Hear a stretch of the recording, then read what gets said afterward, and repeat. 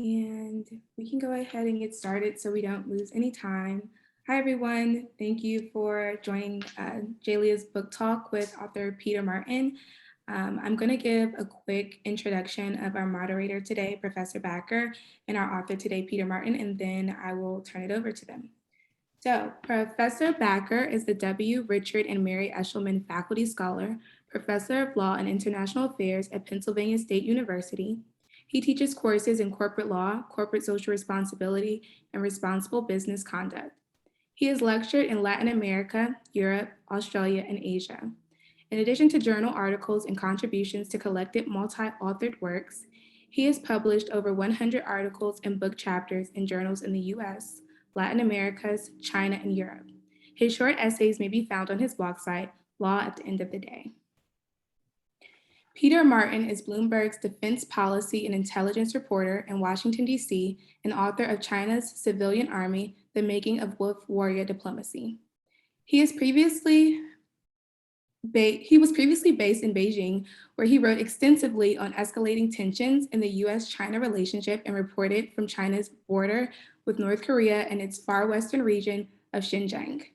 His writing has been published in outlets including Foreign Affairs, The Atlantic, Foreign Policy, The National Interest, and The Guardian. He holds degrees from the University of Oxford, Peking University, and the London School of Economics. Please join me in welcoming them both. And I will turn it over to you all. All right. Well, it gives me great pleasure to be able to be a part of this Peter Martin's book, which is going to be the subject of the discussion around which we will have China's Civilian Army, is a profoundly interesting work on the outward expression of Chinese policy and its both its political and its ideological framework, in a way a mirror of what's going on internally within China as it is redone and projected outward. China remains a mystery for most people, and what they see generally is what is provided to outlets and via its diplomatic service. And the story that Peter Martin is going to tell us is just extremely interesting with respect to that, and tells us almost as much about the West's ability to engage with China as it tells us about how China constructs itself through its diplomatic corps and how it projects the images that and the discourse it seeks to create this as well. I'll say no more. I will leave it to Peter to talk with us about it. He will speak for a while, and then we will open it to what I'm sure will be a lively discussion. And with that, take it away. Well, thanks so much for the warm welcome. I'm excited to talk here, and you know, I always think that the Q&A is the most fun part of doing this, so I'll try to keep my remarks as brief as I can. But I thought, you know, I would kind of start off by explaining why I decided to write a book about Chinese diplomats, and then, you know, some of the key arguments and findings from the work that I did. So, you know, the context really is that I arrived back in China in early 2017, after I'd spent a few years away from the country. And, you know, it was immediately clear that China was making this extraordinary economic, technological, and military progress. You know, President Xi Jinping was rolling out the Belt and Road Infrastructure Initiative around the world. China's economy was beating estimates. The People's Liberation Army was opening China's first overseas military base in Djibouti and was busy militarizing artificial islands that China had built in the South China Sea. And you know, perhaps most importantly of all, there was this opening that seemed to have been created by the Trump administration, which, you know, was explicitly hostile to multilateral organizations and and wanted to take a much more kind of domestic focus in its policies, and was even busy picking fights with US allies around the world. And so it seemed like there was a kind of opportunity for China to step into that void. But what became clear the longer my time in Beijing went on was that for some reason China seemed incapable of doing that. It was incredibly impressive at offering economic inducements to try and win other countries over, and it was extraordinarily capable of using threats and coercion to achieve its ends. But when it came to the power of persuasion, of leadership, of actually, the day-to-day business of diplomacy, it kind of seemed to struggle. And that's really important, actually, when you step back and think about the kind of world that we're moving into. This is going to be a world with lots of competing centers of power. It's going to be very different to the kind of world that we all were used to, where the US was at the center of things, and actually there's going to be a great premium, I think, on the ability to persuade others and the ability to use diplomacy to make one's case going forward. And so it's really crucial to examine whether or not China is capable of doing that. And the more I looked into this question, the more I came to see Chinese diplomats in particular kind of as a microcosm of China's broader struggle to communicate with the world. And it's curious because when you interact with them on a personal level, they speak multiple foreign languages, they can be funny and suave and urbane. They have degrees from fancy places like Georgetown. But when they get up on the podium to speak in the foreign ministry, or when they sit across the table from their US counterparts and other counterparts from across the world, they suddenly become quite rigid and stilted, ideological, and in recent years, also increasingly aggressive in their behavior. And so I started to think about what is it about this system that makes such a smart, capable group of people act in a way that can be so unappealing to the outside world. And as I started to look into that, of course, I was doing interviews in Beijing as a journalist during my time there, but I also started to look at this collection of memoirs written by former Chinese envoys, and I came across more than 100 of them. And they're pretty kind of boring, dusty books that have been carefully passed through the censorship machine in Beijing, but they contain little details that kind of explain what it was like to be on the front line of making China's case to the world, and I think go some way to helping us understand the psychology of China as an emerging superpower. So I decided to write a book on this topic, and the idea of writing a book on Chinese diplomacy was pretty niche back in 2017 when I started. But as the years rolled on, it became just this increasingly mainstream topic as we started to see the emergence of what is now known as wolf warrior diplomacy. So these incidents where Chinese envoys were storming out of international meetings, they were telling foreign leaders to shut up, they were picking fights on Twitter, spreading conspiracy theories, shouting at foreign counterparts. And if you watched any of the confirmation hearings over the earlier months of this year for the Biden administration, you'll see that from the CIA to the State Department to the Pentagon, this idea of wolf warrior diplomats has become really front and center of the way that the US and other powers are beginning to assess China. But what I found interesting, I guess, from doing all of this research was the fact that wolf warrior tactics are really not such a new thing for China. And actually the roots of wolf warrior diplomacy go back a long, long way.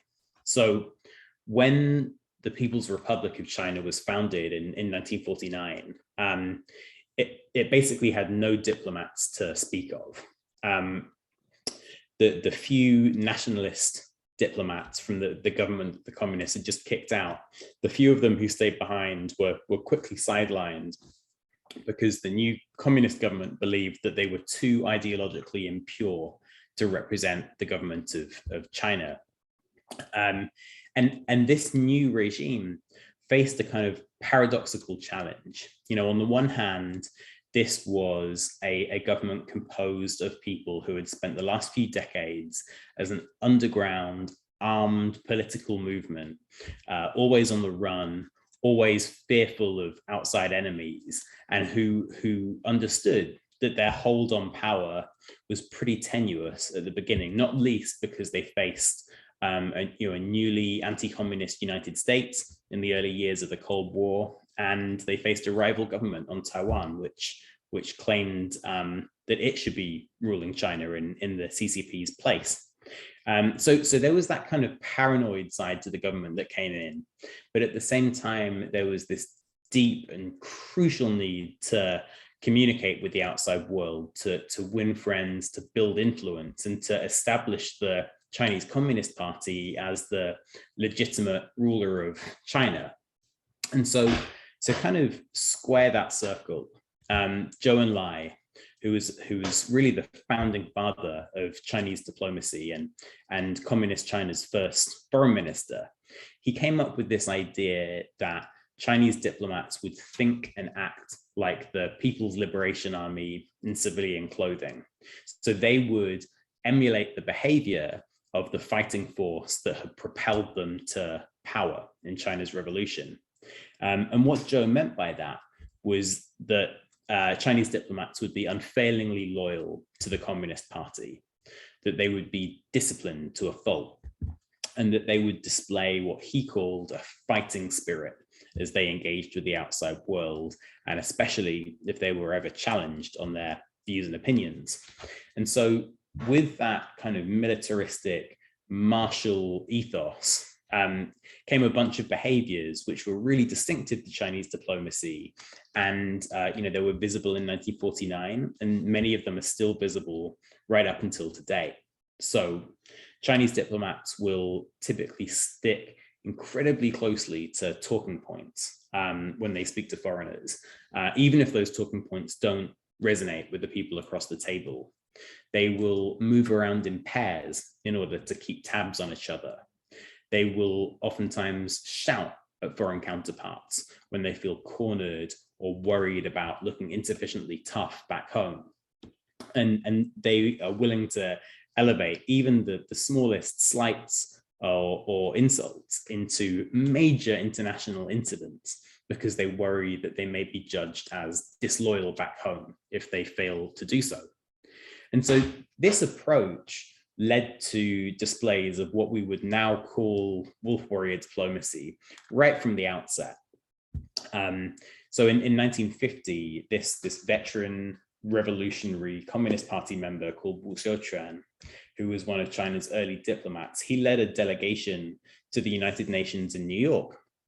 And, Wu had this bullet scar across his cheek. He was a really hardened combat veteran. And he delivered this speech, which Time magazine described at the time as 2 awful hours of rasping vituperation, which gives you some idea of the mood that he created in the room. And, in the 1960s, the decade afterwards, Chinese diplomats during the Cultural Revolution became so extreme in their behavior that they were kicked out of countries like Kenya and Indonesia. They handed out copies of Mao's Little Red Book on the streets of foreign capitals. And outside the Chinese representative office in London, one Chinese diplomat was even pictured wielding an axe to protesters who had gathered outside. So as I say, these kind of wolf warrior tactics go back a long, long way, but they need to be kept in the context of another tradition, which is equally important in the diplomacy of the People's Republic. And that is this deep desire and instinct to charm the outside world. And at other times in the history of the PRC, that extraordinary discipline that Zhou Enlai demanded of Chinese diplomats has been turned toward that alternative purpose, that desire to charm others. And so in the 1950s, Chinese diplomats were incredibly effective at charming leaders of the developing world as China sought friends and allies outside of the two opposing blocs in the Cold War. In the 1990s, following the Tiananmen massacre, when China had taken on this kind of international pariah status, Chinese diplomats were tremendously effective at making the country's case to the world and rehabilitating its image through a kind of 2-decade charm offensive, which ultimately culminated in China hosting the 2008 Summer Olympics. And so there are these kind of two tendencies in Chinese diplomacy which cycle in and out over time. And I think what we've seen since 2008 is a really quite decisive lurch back toward that kind of combative, assertive, brash diplomacy, which we now call wolf warrior diplomacy. And I think that was driven really by two things. On the one hand, there was a new confidence in China's role in the world and China's system. And on the other hand, there are these kind of enduring insecurities created by China's political system and exacerbated by the current leadership in the country. And so that the new confidence really started out after China had hosted the Olympics, but especially after the 2008-9 global financial crisis, when Chinese leaders kind of looked out at the world and saw governments in the West, and especially in Europe, which had this kind of slow, sluggish response to the crisis. And they contrasted that with their own ability to inject massive amounts of stimulus into the Chinese economy and to act really quite decisively in a crisis. And they started to think to themselves, you know what, we've spent all of these decades being so deferential to the West, and especially to the United States. And maybe we don't need to do that anymore, because there's something to our system and there are merits to our system that mean we can stand really on our own and be confident. And that led to a couple of years of quite assertive tactics by China's military and its diplomatic establishment when it came to territorial disputes China had with other countries and the kind of tone it struck at international meetings. But it really was consolidated after Xi Jinping became Communist Party General Secretary in 2012. And when Xi Jinping became China's top leader, he radically transformed the landscape of Chinese politics. So he instituted a sweeping anti-corruption campaign, which went on to punish more than 1.5 million officials. He abolished presidential term limits, setting himself up as leader for life. He experimented with the use of re-education camps in Xinjiang, and he focused on ideology at home and displayed quite consistently hostility to outside and especially to Western influences in China's political system and its culture. And you know, when Chinese diplomats saw these signals coming from the office of Xi Jinping, they knew exactly how to interpret them. And after all, in the decades preceding Xi's rule, the Chinese foreign ministry and the Chinese government as a whole had seen multiple rounds of political purges where colleagues were encouraged to inform on each other. And during the Cultural Revolution in the 1960s and early 70s, Chinese ambassadors were even locked in cellars by their own diplomats. They were forced to clean toilets, and some of them were even beaten until they coughed up blood. And so, you know, when Chinese diplomats look at the tightening that's going on in China's political system, they understand exactly how high the stakes can be for getting on the wrong side of Chinese politics. And so I think that all of this came together to help create a new tone for Chinese diplomacy. As Chinese diplomats watched Xi Jinping speak in ways about Chinese power that suggested a new level of confidence and ambition for its role in the world. You know, Xi was talking about China standing tall in the East, a new era of Chinese strength, the fact that, you know, China would never put up with foreign bullying, that it would never give up an inch of territory. As Chinese diplomats saw Xi deliver these kinds of messages, they started to mimic what he was saying, partly through an instinct towards self-preservation, but also because they were ambitious and they wanted to be promoted, and that meant singing from the same hymn sheet as the country's #1 leader. And you know, that new tone, I think, really went into high gear after the outbreak of the coronavirus pandemic. So once again, we saw this combination of confidence and insecurity play out.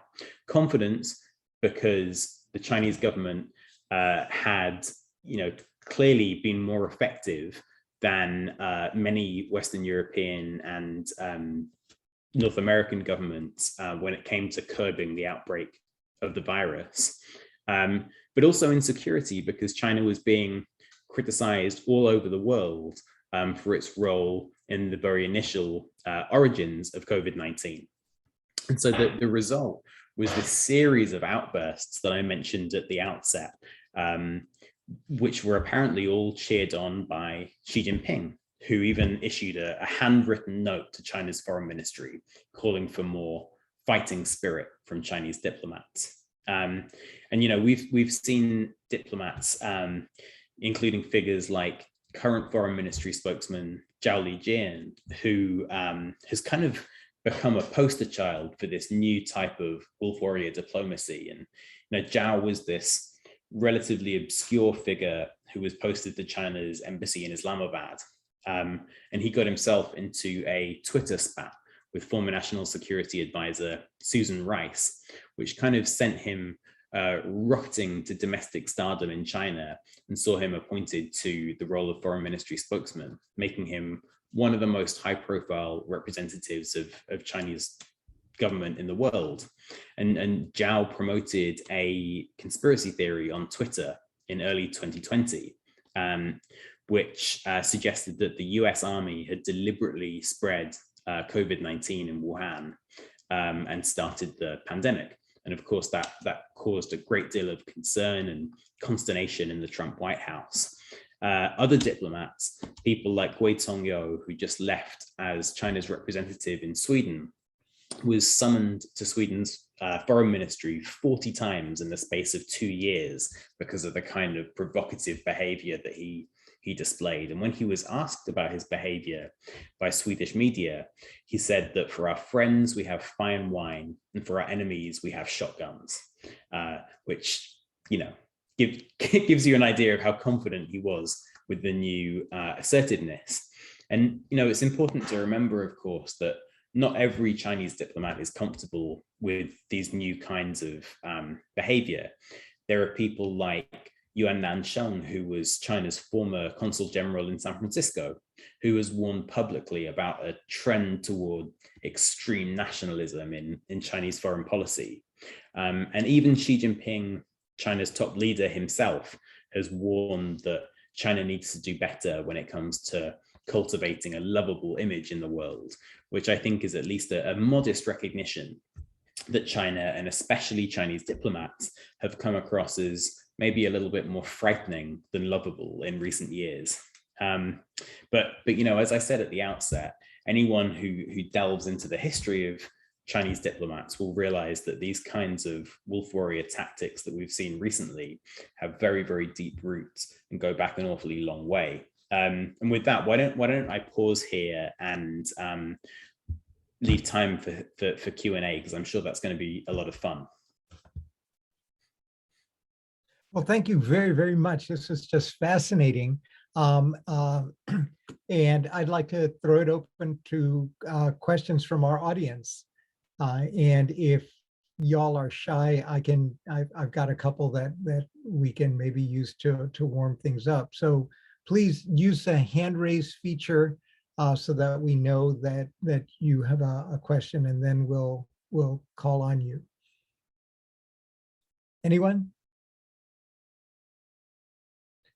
Well, let me get things started while you all think through all of this. One of the most interesting things that I found, you you suggest the intimate connection between the Chinese revolutionary ideology and the construction of its military, which was, of course, a key area in the development of Chinese Leninism in the 30s and early 40s, and its application, basically its transposition from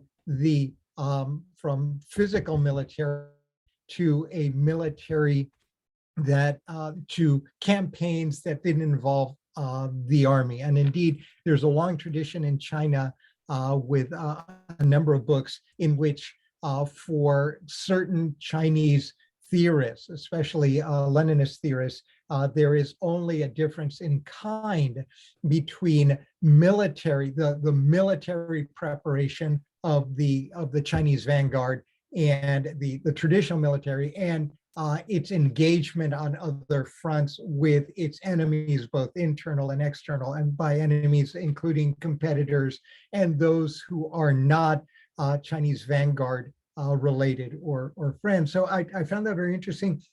But at the same time, I was wondering if there was a rhetorical connection as well, that the Chinese for a number of centuries, for example, have used certain discursive techniques in order to communicate. And one of them, I've spent a little bit of time looking at Guiguze, and I can't pronounce it very well, the Taoist rhetorician from the Warring States period, who was famous for interposing a number of important rhetorical styles, one of which was the mend break, Dishi style. And I'm wondering whether, in fact, when you look at what Chinese diplomats, the culture of Chinese diplomacy, you're looking not just at military, at the transposition of military techniques and outlooks, but you're also perhaps looking at the way in which more ancient rhetorical practices, especially when you're dealing with enemies on the diplomatic front or the rhetorical front, have now been transposed into the language of Marxist-Leninism, but really draws back on much more ancient views or much more ancient practices within China on how discursively to deal with the foreign and the foreign elements, both in terms of distinguishing friend from foe and then using this discourse. And I chose one, men break, there are a number of different ones, in order to acquire or to maintain dominance in those areas of concern.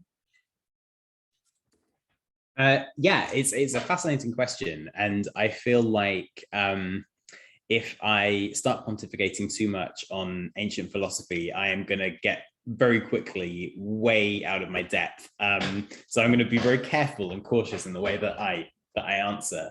I think it's undoubtedly true that every generation of Chinese leaders, inherits this rich cultural context, including literature, including poetry and philosophy, and Mao and Zhou, in their own kind of idiosyncratic ways, both engaged quite substantively with that body of ideas. Mao in particular had a very odd spin sometimes on some of these thinkers, but it's unavoidable growing up in that context where the Chinese imperial exam system still, or the intellectual sort of architecture around that still loomed large when they were children, and so certainly that stuff would have shone through. But I guess it's not my starting point for analyzing how Chinese diplomacy came together, and the reason for that is that I think the probably the more important and often overlooked cultural heritage that Chinese diplomacy drew on is actually the cultural heritage of Soviet civilization, which in a very strange way lives on in many aspects of the way that China's political system works. And it was really amazing doing research for the book and looking back at the way that lots of Soviet diplomatic practices had been transferred over to China, really quite explicitly in some ways. So when Chinese diplomats first went out to Moscow, they took notebooks with them and would meet with their Soviet counterparts and send notes back to Beijing saying, okay, well, this is how we conduct a meeting. This is how we do reporting on foreign politics and economics. This is what diplomatic protocol and international law demand that we do in this forum or that forum. And so that really, in a very literal sense, became kind of a learning experience and even a literal textbook for Chinese diplomats to follow. So I kind of see the foundations of China's or of communist China's diplomacy as having its roots in that Soviet system, of course, in the deeper historical and philosophical context of China, and then kind of being layered on top of that every subsequent decade of tumultuous Chinese history, which has helped to shape it as well. So that's my best attempt at answering a question I'm not really qualified to answer. All right, so in a sense, I was pleased that you brought up the Soviets, but my only response as you were speaking was to say, oh, so it actually makes a lot of sense to watch Ninotchka and Greta Garbo. You've given me a reason for watching that. It's a movie from the 1930s. There was a spoof on early Soviet diplomacy in Paris. But of course, because it was done in the West, ultimately she melts from the hard-edged Soviet wolf warrior, falls in love with the French playboy, and then defects. But the early part does a nice job, and I hadn't thought of this movie in 100 years. The early part does a very nice job of showing the Soviet version of the hardened wolfish warrior, in this case, the Russian bear warrior, I guess, than others. So for those of you who are interested in seeing the European version and have a yen for 1930s movies, there you go. Any questions? Other questions for Peter? Yes, Daniel. Yeah, hey, Peter, thanks for coming to talk to us. As you spoke, I started to think about the recent trend of sort of deflection, especially in response to some human rights abuse accusations that China seems to employ, that sort of strategy. Am I correct in thinking that maybe perhaps this isn't a new iteration or a new strategy? It kind of has its roots as far back as you've been speaking about.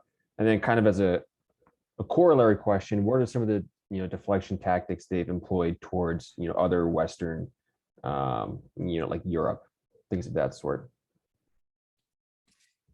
Yeah, it's a terrific question, and actually fits quite nicely with what we were just discussing. It's China's approach on these topics, especially human rights, is often referred to as whataboutism, which is a tactic which goes back many decades in the PRC, and actually indeed has its roots too in the Soviet Union. And so the Soviets had this approach where if they were criticized over their human rights record, they would say, well, what about America's record on race relations and racial inequality? And that was a convenient way of them not having to discuss, things that were going on back home, and instead to divert attention toward problems in the US and the West. And I think the reason that was successful was they were being disingenuous in doing that, but they were also pointing to real issues which resonated with others around the world and made that a kind of useful tactic. And China does exactly the same thing now when it's criticized over Xinjiang. And if you go over the Twitter accounts of people in the foreign ministry, you'll see that in recent years they've tweeted images of slavery in the US. They tweeted the Twitter fight that Zhao Lijin got himself into with Susan Rice was about race relations in Southeast Washington, DC. So they pick up on these similar themes as a way of kind of deflecting from criticism. And sometimes the safest instinct to go to as a Chinese diplomat is to go on the offensive rather than answer a question directly. And I remember here reading an account by one Chinese diplomat he was an ambassador, and he'd been sent back to Beijing in the Cultural Revolution, and gone through these terrible experiences of being criticized and persecuted by many people who were previously his subordinates. And he was sent back overseas as the Cultural Revolution began to thaw a little bit. And he wrote in his memoir that he decided before he went back overseas that in case China's political climate changed again, if any foreign counterpart ever said anything critical of China, he would immediately respond with a kind of vicious rebuttal of what they said, and then he'd go back to the embassy and figure out if what they said was true. And so they kind of go on the attack even before they know the facts. And I thought, that was around 50 years ago, but I remember reading that and thinking, wow, that could very well apply in 2020. So I'll stop rambling there, but I think you're absolutely right. This has really deep roots. Leora. Hi, thanks so much for coming to speak to us today. I guess I was just curious, at the beginning of your talk, you talked about sort of the increasing importance of sort of persuasion and diplomacy, and this sort of ability to make people agree with you in a gentler way. And so I'm curious if China's growth and increasing strength is allowing the perpetuating, from your perspective, is allowing the perpetuating of that sort of wolfish diplomacy, or if that wolfish diplomacy will eventually end up being sort of a handicap or reducing the growth that they might be seeing in sort of an international cooperative context, if that makes sense. Yeah, it makes total sense. I think that these, as I said at the outset, these kinds of periods where China has gone on the offensive have tended to coincide with political crackdowns in China, but they've also often been exacerbated by the belief in Beijing that history is on China's side and that the West is in decline. And so in the 60s, in the Cultural Revolution, China, the Communist Party was putting out messages saying that China was at the center of the global proletarian revolution, and that the West was ripe, Western governments were ripe for being overthrown by the workers of the world. And I have no doubt that it sort of exacerbated some of the aggressiveness that Chinese diplomats displayed. And I think similarly today, there are many people in Beijing who believe that the rise of populism, the response to the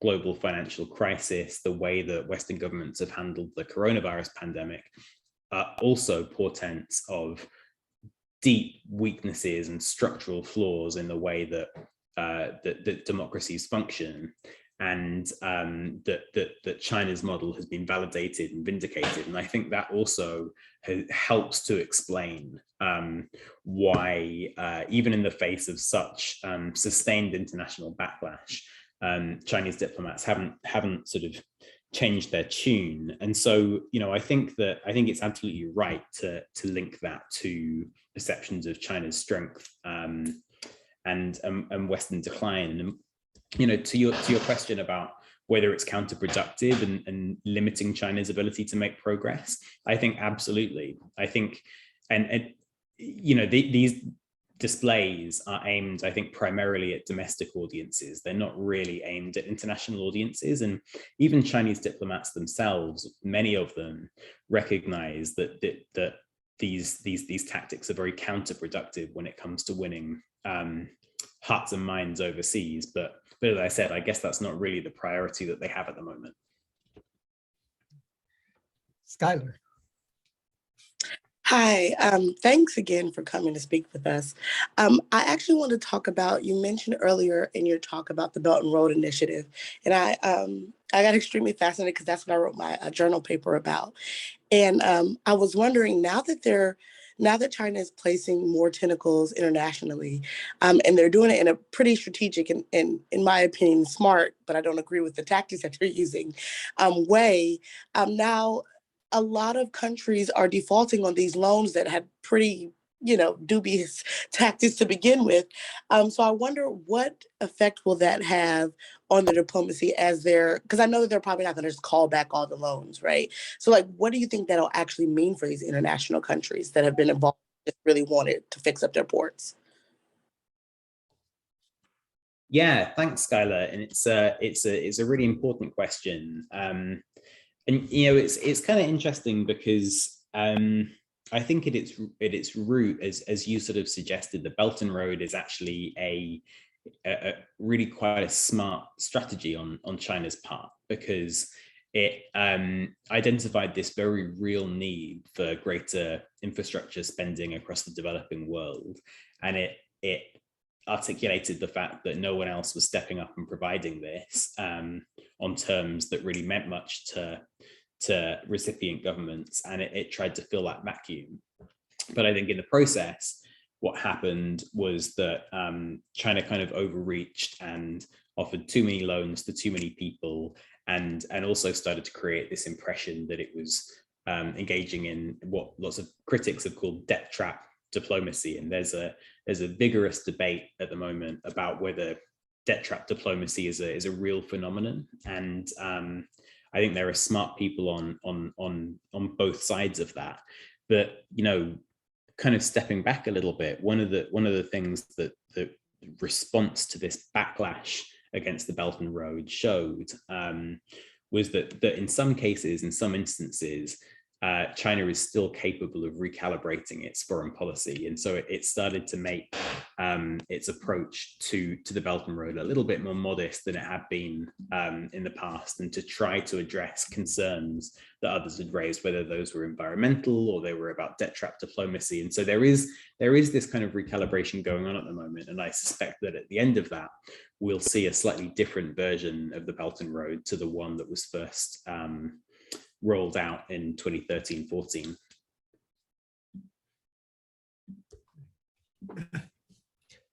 Other questions? All right.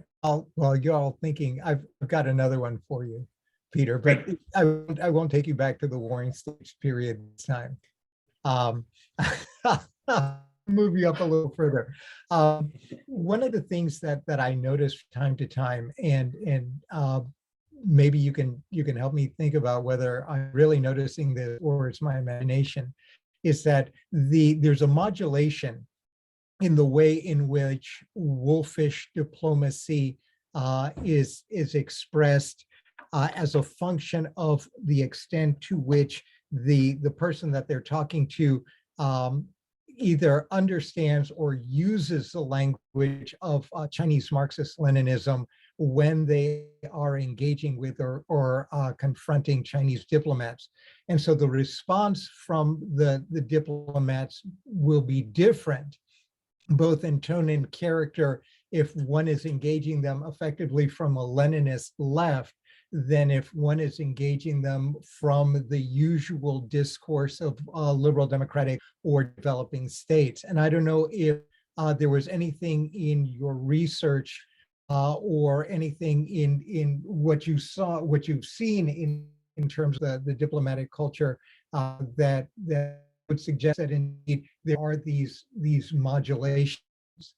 And the reason I raise it is, of course, if in fact that's true, it suggests from the perspective of either China's partners or competitors or opponents, a means of communicating that doesn't seem to be exploited very much as people continue to come at the Chinese from their own perspective, rather than using the language that is much more comfortable and safer for Chinese diplomats, especially given the context that you've been describing.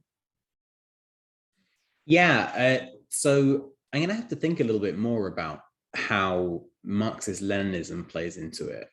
The distinction, but I'll sort of go through a few of the distinctions that I've noticed in the way that Chinese diplomats kind of adjust their tone from place to place.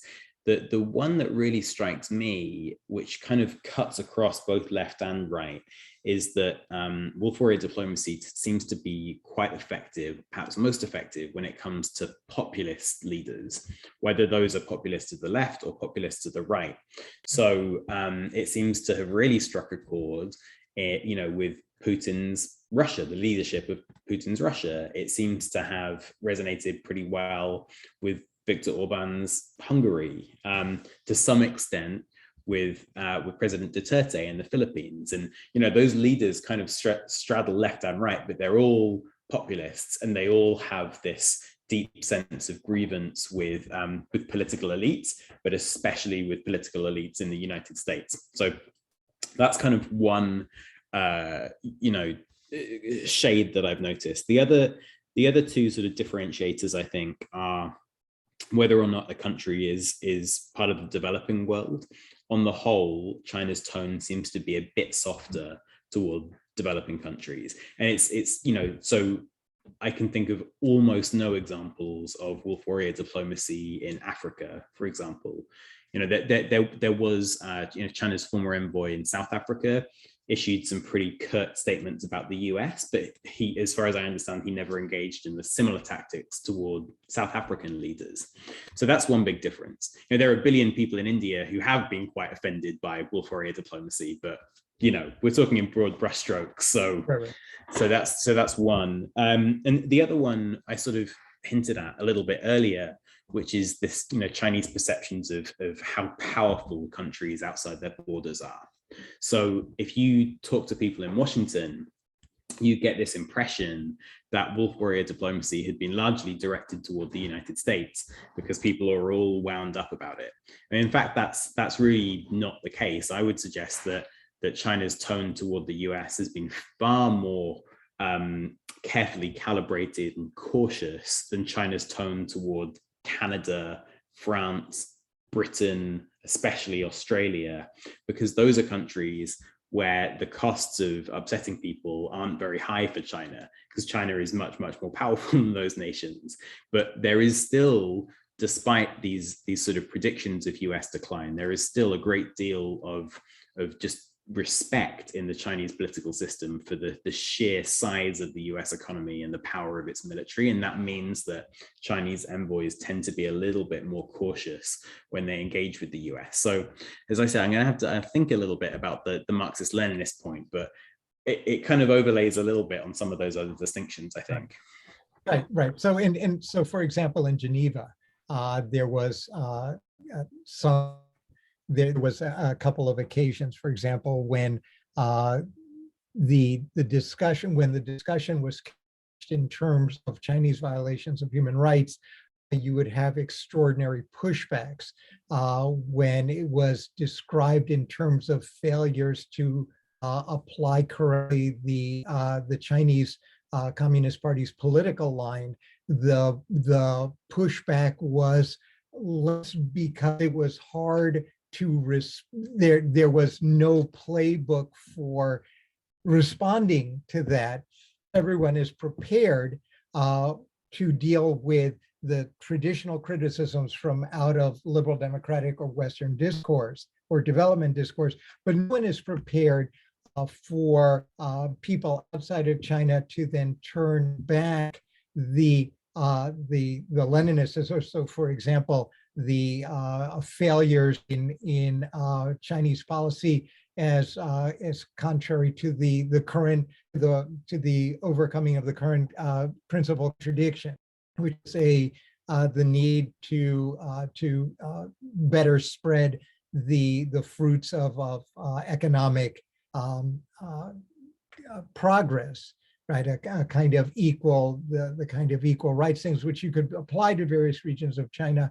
But the West tends to take that position very rarely. And yet when I've seen it done, the response from Chinese diplomats tends to be somewhat different and kind of than when they hear what they expect. And I don't know if you've run across much of that in the context of your own work.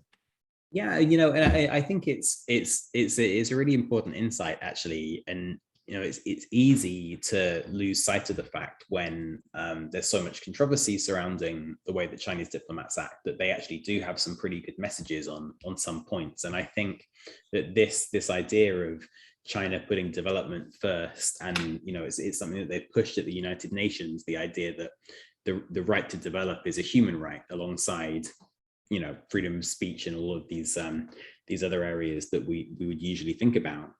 And it's an area, I think, where China does have quite a big advantage, because it can, you know, it leads by example at home with its development model, but also because its diplomatic talking points on this front, at least, actually do resonate with people outside. And you know, I remember you know, sort of two anecdotes kind of come to mind. So you know, the first is sitting in there's this revolving restaurant at the top of a hotel in Beijing. So I was sitting there with a ambassador from an African country, and we were looking down on this, just like Beijing. It was one of the just worst days of the Beijing winter. The city was choked with smog, and we were looking down on Beijing's third ring road, which was clogged with traffic, and it was just dismal and depressing.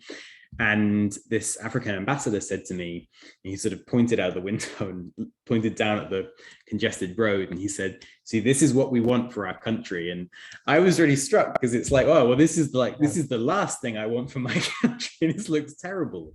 But that, you know, that kind of showed that actually that China really does have a very, very convincing set of points to sell there. And you know, a kind of related example that also springs to mind is not very far away from that. On a different day, I was talking with an American diplomat about the Belt and Road Initiative, and he said, well, you know, it's all very well China offering all of this infrastructure spending, but you know, where are the rules of the road? China's not providing any rules of the road and standards that other people can follow when it comes to this. And I thought it was just such a hollow talking point. It's like, you know, you're talking about providing infrastructure to developing countries which really, really need this, and people don't want rules of the road from America. You know, just so those kind of two examples just seem to me to demonstrate that that gap there, and the real advantages that China does have on that point.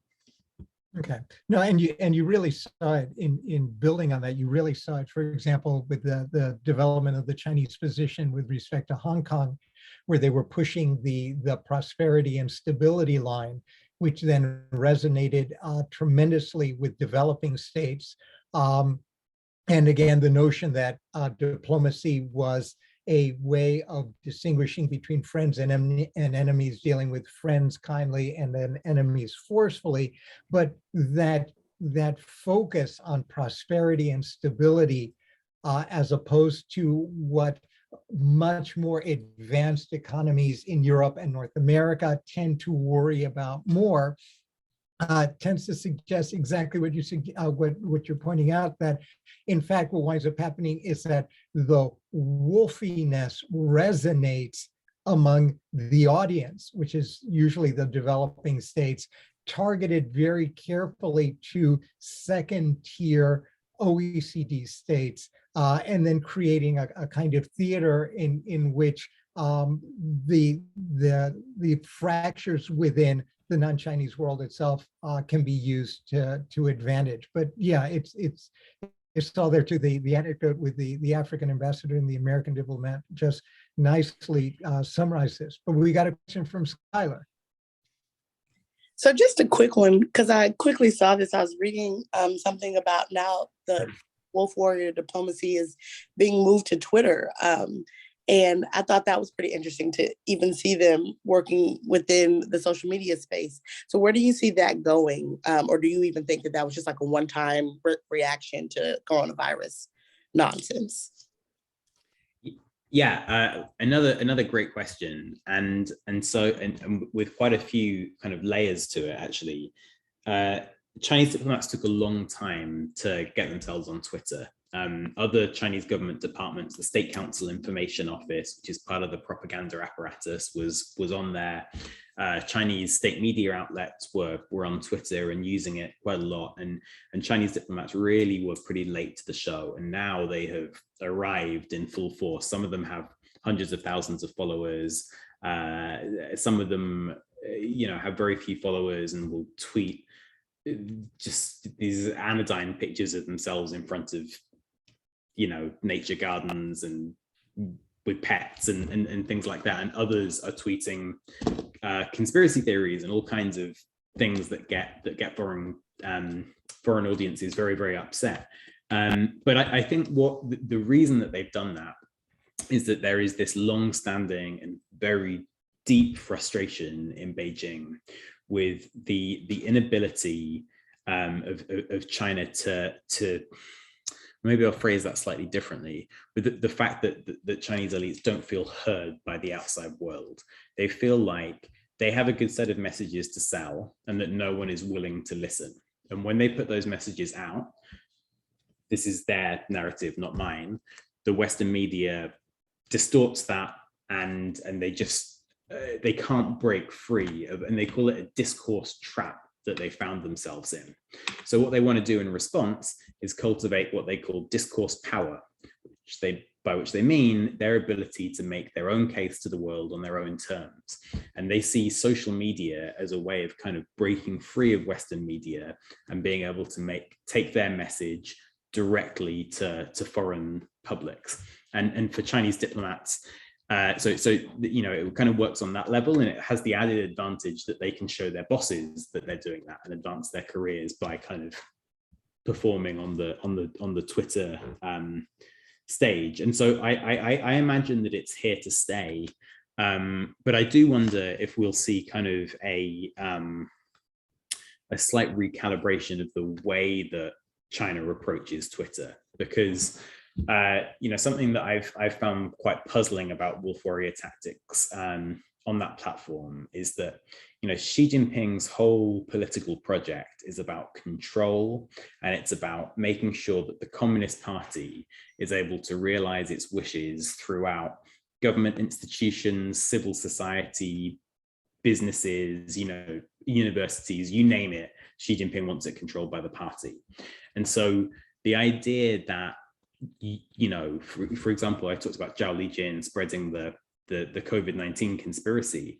The guy was freelancing China's US policy on Twitter. And that seems to me something that is completely out of sync with the rest of Xi's project, which is all about control and discipline.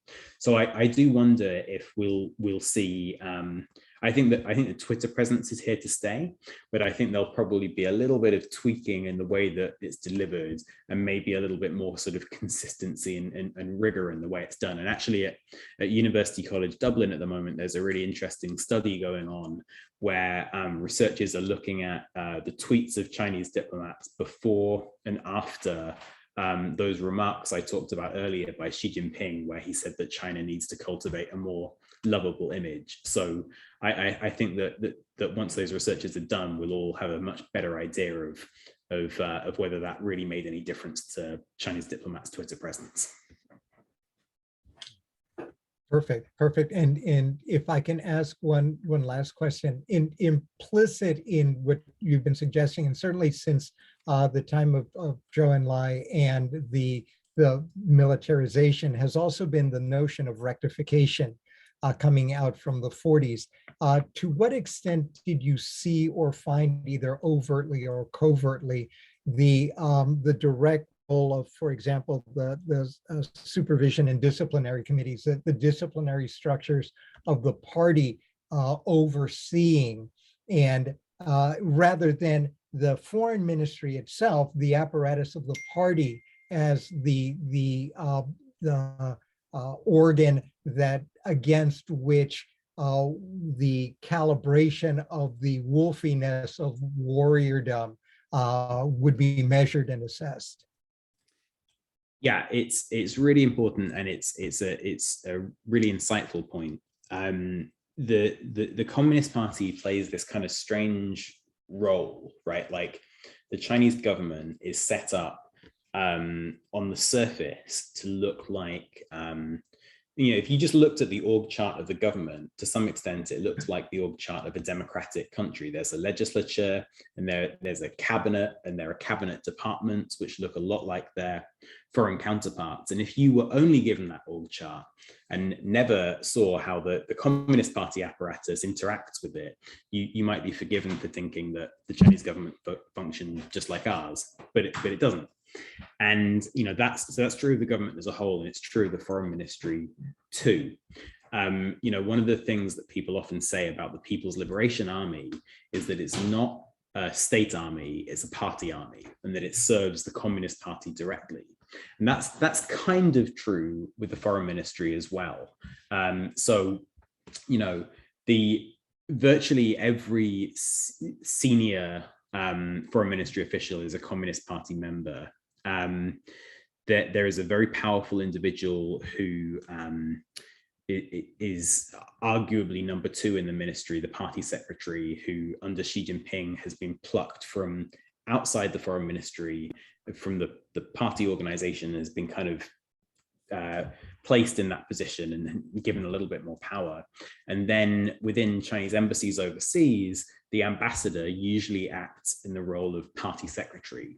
And that's been true over the decades, but the importance of that party influence is kind of ebbed and flowed depending on the mood in Beijing. And the mood under Xi Jinping, as I said before, is that the party is in charge and that Xi Jinping is in charge of the party.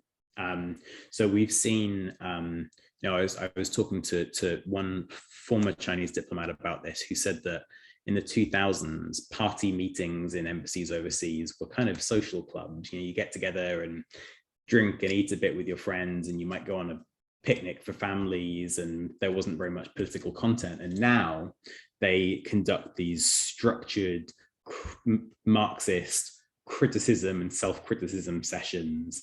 They sort of will study Xi Jinping thought and discuss, have these very strange conversations where it's like, I've reached a new level of understanding this time on what Xi Jinping thought means for the future of China, and stuff that really in some ways kind of comes from almost a 1930s playbook. And that's alive and well in Chinese embassies now, and it's a reflection of Xi's agenda. And I think, as you say, it's helping to drive the wolfishness. Other questions? All right. With that, we have come to the end of our hour. I don't want to impose on our guest, who's been so gracious in speaking with us. I want to thank everyone who took the time to come, and thank you also for your questions, which were just great.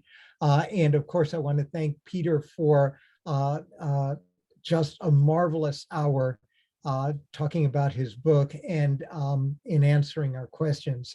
I certainly have learned a lot, and y'all should go